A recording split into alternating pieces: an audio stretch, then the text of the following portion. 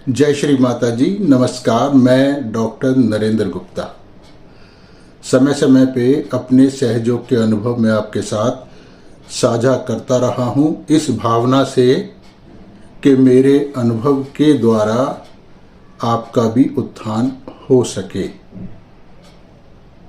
और ये हर सहयोगी को करना चाहिए।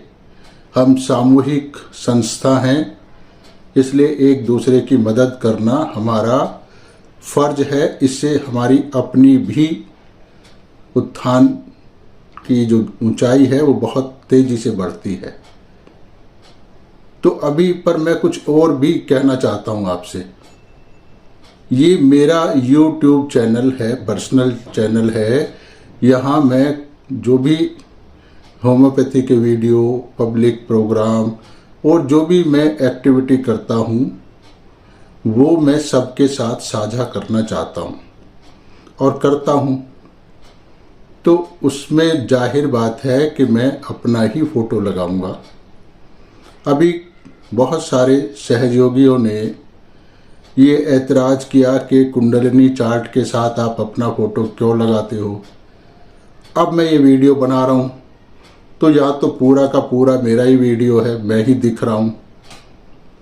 तो ये कहना कि आप अपना फोटो क्यों लगाते हो, अपना एडवर्टाइजमेंट करते हो, तो ये 100% मूर्खता का लक्षण है। अगर आपको ऐतराज है कि मेरा फोटो है, आप चैनल देखना बंद कर दो। आपको अगर इतनी तकलीफ हो रही है तो मैं आपके सामने कोई गिड़गिड़ा नहीं रहा कि मेरे वीडियो देखो। तो ये मूर्खतापूर्ण हरकतें छोड़ दो, ये आपकी अपने उत्थान के लिए खतरनाक है। तो अब मैं अनुभव आपके साथ साझा कर रहा हूं। मैं 1990 में सहयोग में आया था। पहला दिन बहुत बहुत बहुत ही ज़्यादा अच्छा अनुभव मुझको हुआ। आप ऐसे समझिए, मैंने सब कुछ आधा सेकंड में जो कुछ पाना था सहयोग का वो पा लिया था। उसी दिन मेरी सारी बीमारियां जो पिछले 35 साल से चल रही थी वो सब खत्म हो गई थी। उसके बाद मुझको कोई दवाई की आवश्यकता नहीं पड़ी। ध्यान की बहुत अच्छी अवस्था मेरी होती है। श्री माता जी के सामने बैठते ही आधा सेकंड में नहीं लगता कि मैं ध्यान की बहुत ऊंची और गहन अवस्था में चला जाता हूँ। कोई फिजिकल प्रॉब्लम मुझको नहीं है, मानसिक प्रॉब्लम मुझको नहीं है। यानी मेरा जीवन सहयोग में आने के बाद 0 प्रॉब्लम लाइफ बन गया। हर प्रकार की जो अशुद्धियाँ मेरे अंदर थीं, बुरे विचार, गंदे विचार और जैसा नॉर्मल इंसान के साथ होती हैं, वो सहयोग में आने के बाद पूरी तरह से समाप्त हो गई। दिमाग एकदम शुद्ध, शरीर एकदम शुद्ध हो गया। तो मैं खाना खाने के बाद, डिनर के बाद फुट सोकिंग किया करता हूँ। शुरू से आदत है, क्योंकि वही सबसे अच्छा समय होता है ध्यान का, फुट सोकिंग का। तो खाना खाने के बाद और फुट सोकिंग के बीच में मुझको फुट सोकिंग की तैयारी करनी होती है। जैसे पानी रखना, सॉल्ट डालना, ब्रश करना वगैरह वगैरह। ये कुछ काम करने होते हैं जिसमें लगभग आधा घंटा 35-40 मिनट भी लगते हैं। तो खाना खाते समय मैं समाचार सुना करता था और जो ये समय बचता था उसमें मैं सूफी भजन और फिल्मी गाने सुनता था।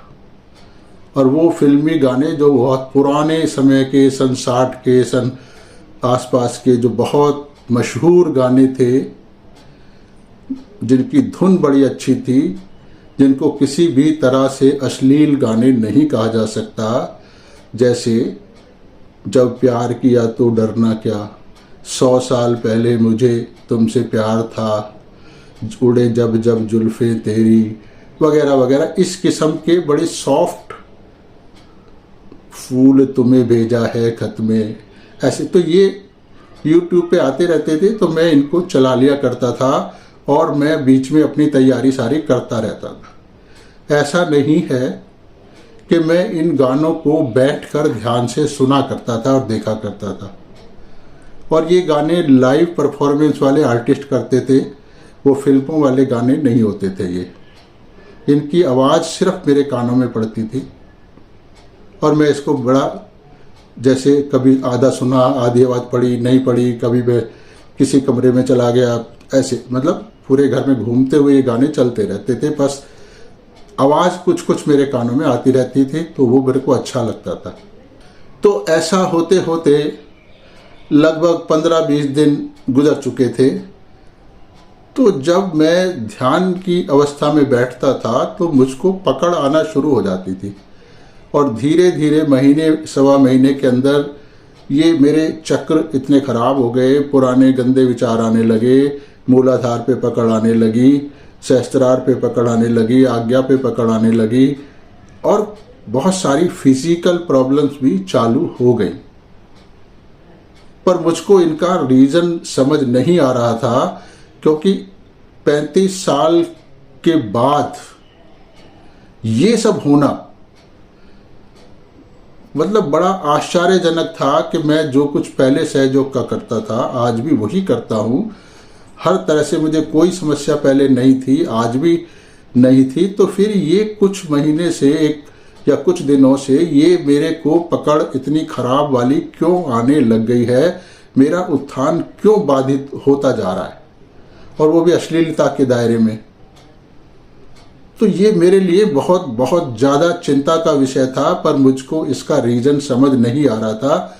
और ये रूटीन मेरा गाने सुनने का मतलब सुनना क्या, उसको टीवी में चलाए रखने का 15-20 मिनट आधा घंटे के लिए जारी था, क्योंकि मुझको नहीं समझ आ रहा था कि वो गलत गाने हैं। किसी भी तरीके से कोई भी समाज का कोई भी वर्ग ये नहीं कह सकता कि ये गाने खराब हैं, अश्लील हैं।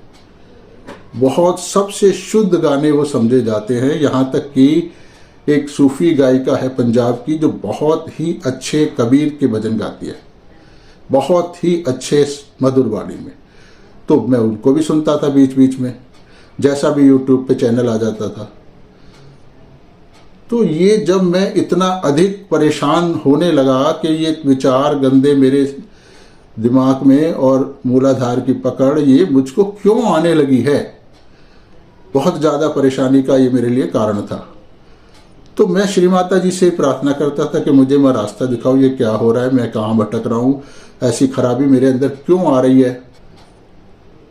तो मुझको श्री माता जी का एक प्रवचन याद आया जो बहुत पहले मैंने बहुत बार सुना है, और वो प्रश्न मेरे दिमाग में हमेशा बना रहता था कि श्री माता जी ने एक लेक्चर में एक सेंटेंस बोला था कि music which is not in the praise of God is अश्लील।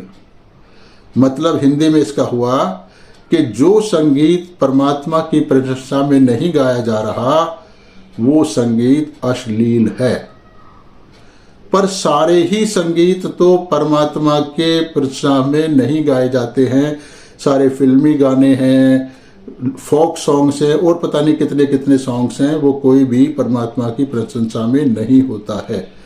यहाँ तक कि जो भजन फिल्मों में चलते हैं जिनको हम भजन कहते हैं वो भी परमात्मा की प्रशंसा में नहीं होते, वो भी तुकबंदी होती है।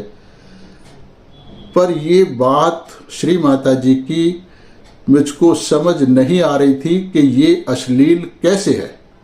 ये सवाल मेरे दिमाग में पिछले कई सालों से बार बार आता था।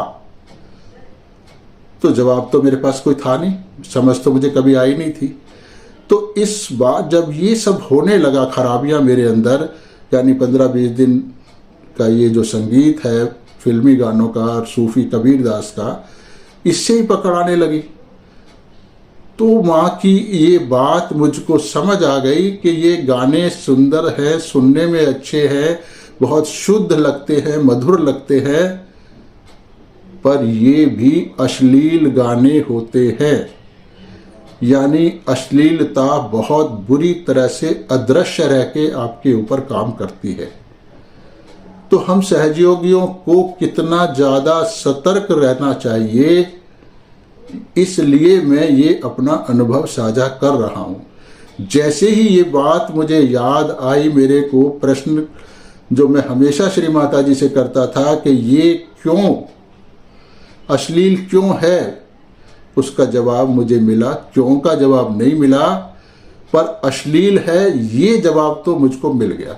अब क्यों मुझे जानने की जरूरत नहीं थी, क्योंकि मैंने इनको छोड़ दिया और एक हफ्ता भी नहीं लगा, धीरे धीरे करके ये सारे थॉट, सारी बीमारियां, सारी पकड़ ग्रेजुअली हफ्ता 10 दिन लगा, पूरी तरह से ठीक हो गई।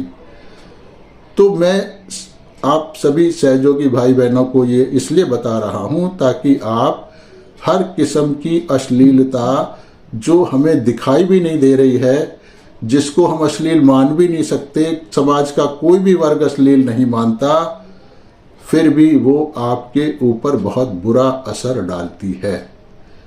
इसलिए ये फिल्मी गाने सुनना, पुराने भजन सुनना, जो फिल्मों में भजन गाए जाते हैं उनको सुनना, कोई ऐसा ही साहित्य पढ़ना, कोई उल्टी सीधी फिल्में देखना, जैसे आजकल मार धार कार्टून फिल्में जो होती हैं बड़ी भयानक, भूत प्रेत की, एग्जॉर्सिस्ट की, ये सब बहुत भयानक ढंग से हमारे सूक्ष्म तंत्र को डैमेज कर देती हैं।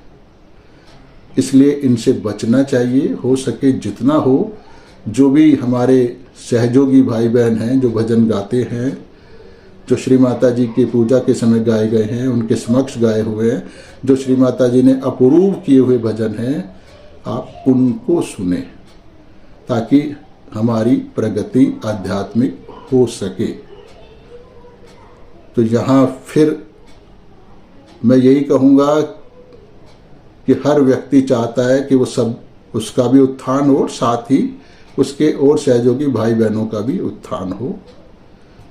तो जो उसको समझ आती है कि ये अप्रोप्रिएट है, वो काम करता है, चाहे वो फोटो लगाना हो, वीडियो बनाना हो, कुछ और करना हो, तो कोई भी उसकी तरफ उंगली उठाने का अधिकार नहीं रखता है।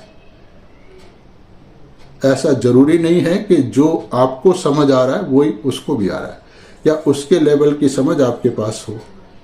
तो आप मेहरबानी करके कभी भी मेरे चैनल के बारे में कि ये फ़ोटो लगाते हैं, माँ के फ़ोटो के साथ अपना लगाते हैं, कुंडलनी चार्ट के अपने साथ अपना फ़ोटो लगाते हैं, अपना एडवर्टाइजमेंट कर रहे हैं, तो इससे मुझको नहीं फ़र्क पड़ता, मैं उसको हटाने वाला नहीं हूँ। तो आप अपना चित्त खराब ना करें, और सीखना है तो सीख लें मेरे चैनल से, नहीं सीखना है तो ना देखें, ये आपकी चॉइस है। धन्यवाद।